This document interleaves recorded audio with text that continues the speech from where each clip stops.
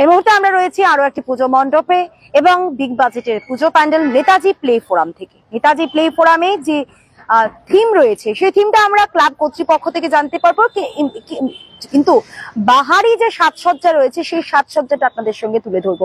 প্যান্ডেলের সাজসজ্জা রয়েছে এখানে দেখতে পাচ্ছেন আমরার ছোট ছোট আমরার যে বিচি রয়েছে সেই বিচি দিয়ে করা, এবং তাছাড়া রয়েছে শালপাতার ছোট ছোট বাটি রয়েছে। এখানে রয়েছে থার্মোকল দিয়ে রাজহাঁসের মতো সেই আকৃতি দিয়ে পুরো প্যান্ডেল, গোটা প্যান্ডেল করা হয়েছে। এখান থেকে যদি আমরা সামনের দিকে এগিয়ে যাই, ভিতরে যে পুরো প্যান্ডেল, বাইরে থেকে যে প্যান্ডেল দেখা যাচ্ছে সেই প্যান্ডেলে একই রকম ছবি ধরা পড়ছে। ছোট ছোট আমরার খুব বিচি দিয়ে করা হয়েছে, এবং তাছাড়া একেবারে ওপরে দেখা যাচ্ছে কিছুটা ছনবাস, অর্থাৎ প্রকৃতির আদলে তৈরি হয়েছে এই নেতাজি প্লে ফোরামের যে মণ্ডপ সজ্জা রয়েছে সেই মণ্ডপ সজ্জা। এবং মণ্ডপ সজ্জা এই মুহূর্তে যে ছবি, শেষ মুহূর্তের প্রস্তুতি বহিরাজ্যের শিল্পীদের দ্বারাই তৈরি হচ্ছে। ওটা প্যান্ডেলের যে ছবি আমরা তুলে ধরবো, এই প্যান্ডেলের যে এখানকার এগুলো কি রয়েছে, এখানকার একটু অন্য ভিন্ন রকম ছবি দেখা যাচ্ছে। এখানে এগুলো কি দিয়ে তৈরি করছেন আপনারা? এগুলো এগুলো বেলের একটা বেল, কইজ বেল। আচ্ছা,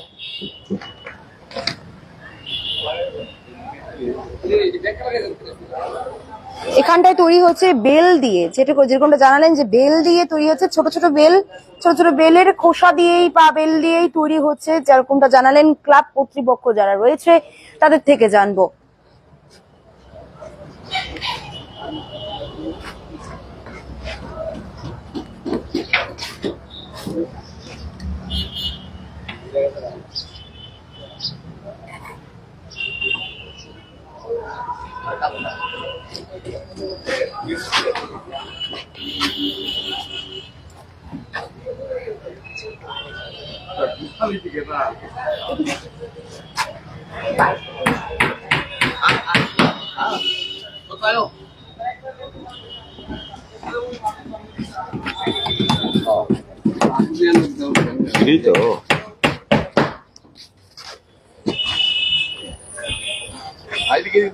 আমরা ক্লাব সেক্রেটারি যিনি রয়েছেন ওনার সাথে কথা বলবো। এবার সরকার যে নেতাজি প্লে ফোরাম বিগ বাজেটের পুজো, সেই পুজোর কি থিম রয়েছে এবছরকার বিগ বাজেটের পুজো? নেতাজি প্লে ফোরাম প্রত্যেক বছরই একটা নামজাদা পুজো করে থাকে, এবছর ক্লাবের পুজোর যে থিম, কি থিম রয়েছে? এবার আমাদের পুজোর থিম হয়েছে রূপ থেকে রূপান্তর।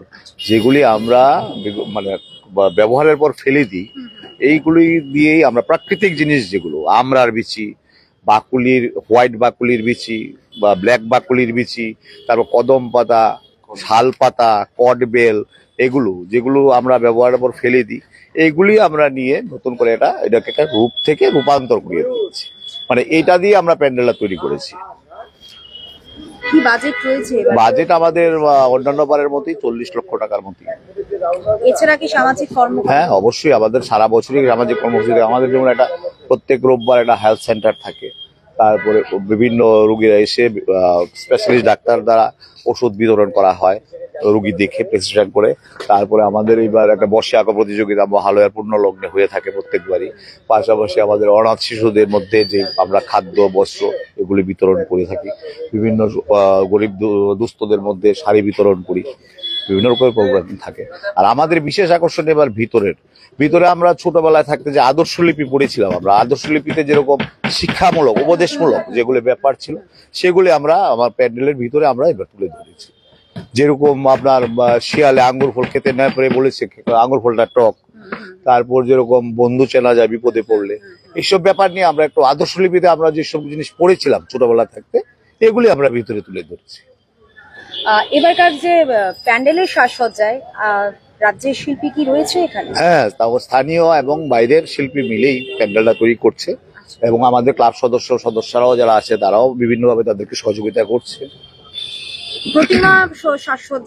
প্রতিমা সাজসজ্জায় তো আমাদের স্থানীয় আমাদের আড়ালিয়ার শৈলেন দাস, আর আমাদের আলোকসজ্জা স্থানীয় আপনার যুগেন্দ্রনগরের দীপক দেব। বিশেষ কোনো ভাবনা কি সামনে রেখে কি এবারকার প্রতিমা সাজানো হয়েছে? এই তো বন্যা কবলিত যে প্রাকৃতিক দুর্যোগের মধ্যে যে মানুষেরা, মানে আমাদের প্রতিমাটা এইবার এই থিমে করা হয়েছে যে মা দুর্গার কাছে আমরা প্রার্থনা করছি ভবিষ্যতে যেন এরকম বন্যা না হয়, সেই থিম নিয়ে আমাদের প্রতিমা তৈরি করা হচ্ছে। যেরকমটা জানা যাচ্ছে যে বাইরে যে সাজসজ্জা রয়েছে, বহিরাজ্যের শিল্পী এবং স্থানীয় শিল্পী দ্বারা কাজ চলছে, কাজ এগিয়ে চলছে, এখনো অনেকটা সময় বাকি রয়েছে এবং লাস্ট শেষ সময়ের যে কাজগুলো চলছে আপনারা দেখতে পাচ্ছেন ছড়িয়ে ছিটিয়ে রয়েছে এবং কাজ জোর কদমে চালিয়ে যাচ্ছে। তাদের যে ভাবনা রয়েছে, তাদের এবারকার যে ভাবনা, আমরা ব্যবহারের পর যে জিনিসগুলো ফেলে দিই সেই জিনিসগুলোকেই তুলে এবারকার পুজো মণ্ডপ আর ভেতরকার যে মূল আকর্ষণ, অর্থাৎ বিগ বাজেটের পুজো, বারবার বলেছি মূল আকর্ষণ, যে মূল আকর্ষণে তারা যেটা আমাদের আরেকটা ব্যাপার হচ্ছে আমাদের তৃতীয়া রবিবার,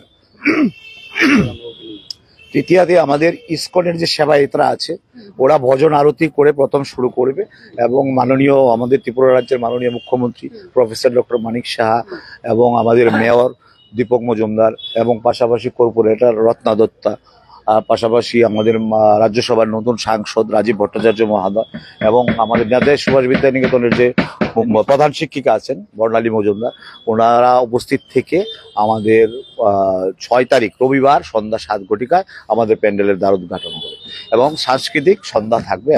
মানে এক কথায় তৃতীয়া থেকে প্যান্ডেল খুলে দেওয়া হচ্ছে দর্শকদের জন্য।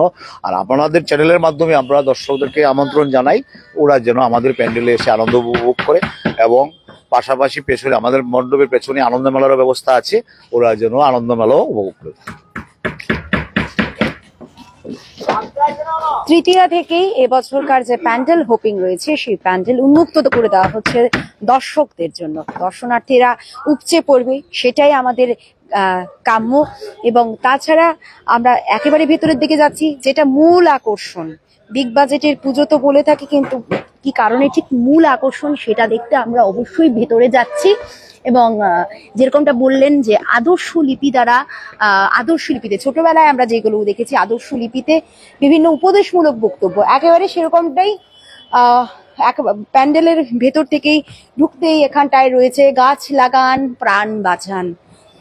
তার পাশাপাশি এদিক থেকে যদি আমরা ডান দিক ঘুরছি, ডান দিকে দেখা যাচ্ছে একেবারে ছোটবেলার যে ব্যাকরণ বইগুলো ছিল, বাংলা গ্রামার বুকে যেরকম পেতাম, বিপদে পড়লে বন্ধু চেনা যায়, সে একেবারে ছবি সমেত দিয়ে দেওয়া হয়েছে। বিপদে পড়লে যেখানে বন্ধু চেনা যায়।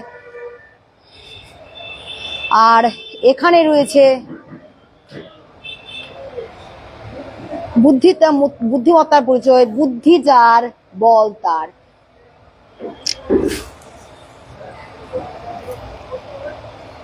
তার ফাঁকে ফাঁকে যেগুলো রয়েছে ছবি, এখানে যে চিত্র করা হয়েছে, অর্থাৎ উপদেশমূলক বক্তব্যগুলোর সঙ্গে যে ছবি রয়েছে এখানেও একই আকারে, যেরকমটা বললেন যে প্রকৃতি থেকে যেগুলো আমরা ফেলে দিই সেগুলো তুলে এনেই এখানকার যে প্যান্ডেল তৈরি হয়েছে।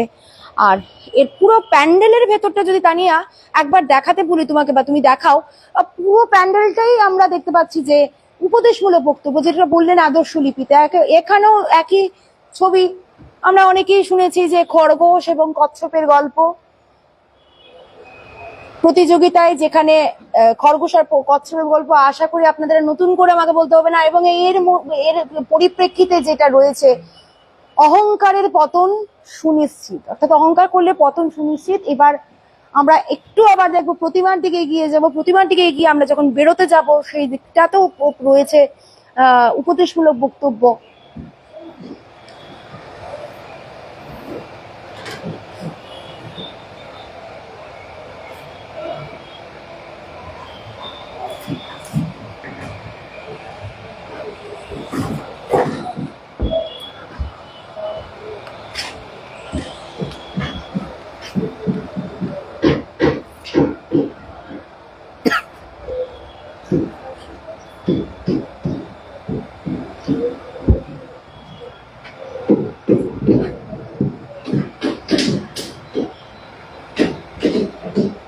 এখানটায় রয়েছে, আমরা প্রতিমা দেখে ঘুরে বেরোনোর সময় যেটা রয়েছে, বেশি লোভ বিপদ ডেকে আনে।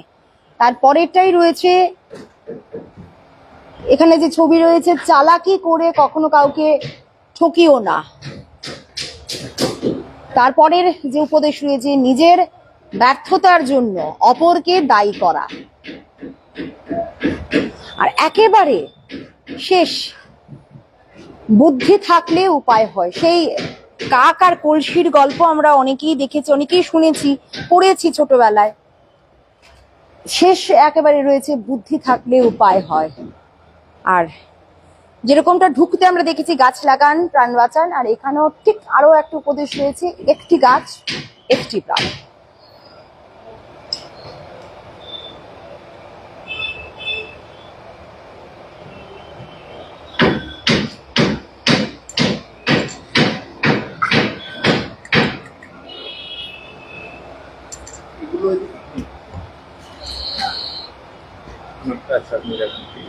যেগুলো মেহগুনি ফল, আর এগুলো হচ্ছে উড মাশরুম, কাঠের মধ্যে যে মাশরুম হয়, আর এগুলো গমের ফল। জানিয়ে রাখবো যে উপরটা যে মাথার উপরে, অর্থাৎ উপরের যে কারুকার্য রয়েছে, এটা রয়েছে গম গাছ দিয়ে, গম দিয়ে তৈরি করা, এবং উড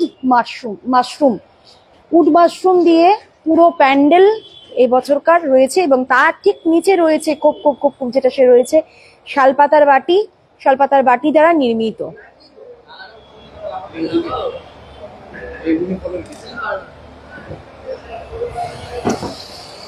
আর প্যান্ডেলের গায়ে যেগুলো রয়েছে, এই জিনিসটা রয়েছে একেবারে মেহগনি কাঠে, মেহগনির বিচি রয়েছে, যেরকমটা আমাদের ক্লাব কর্তৃপক্ষ আমাদের জানালেন।